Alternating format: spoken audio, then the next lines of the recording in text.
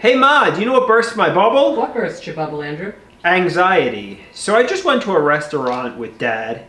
We got a meal, and I was getting bad anxiety. Did you verbalize it? No, I didn't actually verbalize it. So obviously we went to a sports bar midday on a weekday, and it was a bunch of elderly people. I don't know why I was so disassociated, thinking everybody was focused on me. That's anxiety, though, disassociation. Yeah, I mean, I couldn't even focus on what I was saying. I just wanted to run out of the room, and I thought everybody was listening to our conversation. I mean, it was just irrational panic, and I wasn't behaving like myself because obviously, when you're so overwhelmed and consumed, and you're in your head. You're in your head. You're so overwhelmed and consumed with anxiety, you can't even focus on what you're saying or doing, and it was really. I mean, it was fun. Did Dad notice?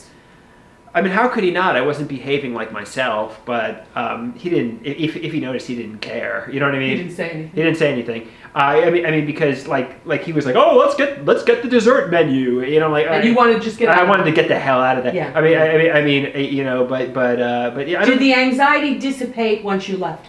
Yeah, immediately. Yeah. As soon as I got out of there and went in my car and drove home, the anxiety was gone. Yeah. See, the problem is then there's avoidance, and you don't want to do that. You want to overcome it, and then it goes away. Face the fear will disappear. Yeah, and interestingly enough, I notice that's part of the reason I do hide at home with anxiety and agoraphobia, because I get so irrationally afraid of the outside world that I just want to hide at home, safe and sound. Well, let me ask you a question. Like, say you took something to help with the anxiety. Would that help? Would that help you? I suppose. I know when I used to go into Brooklyn to see Dr. Garrett, I used to take Xanax all the time. You did? Okay. Yeah, I mean, because I was really afraid about going into Brooklyn because I was unfamiliar with it, and it was bad. And the same when I would go to the Fountain House, I would take Xanax occasionally, and And it helped? Yeah, I guess so. It got me to the appointment and back. So. But were you able to enjoy yourself?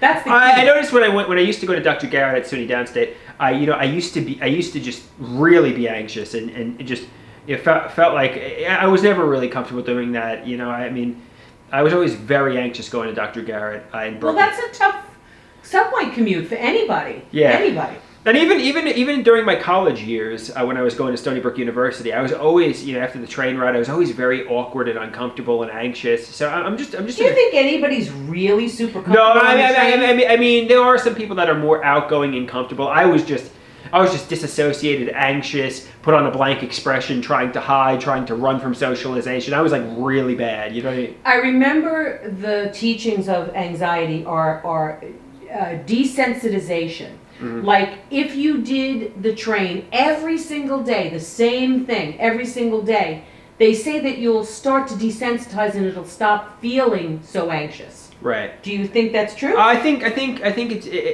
if you avoid, you're going to get worse. If you Mm-hmm. practice your social skills, you're going to get better. Mm-hmm. So obviously, the key to recovery is living in the real world. The key to recovery is human interaction, socialization. It's more effective than any anti-anxiety medication. It's more effective than any antipsychotic and mental health recovery. The key is develop a life, get friends, socialize, self-esteem. But unfortunately, I don't think there's any. For somebody who wants to hide within himself, hide behind his hands, hide from socialization, social anxiety, it's not easy, No, but you know what? We have things out there to help.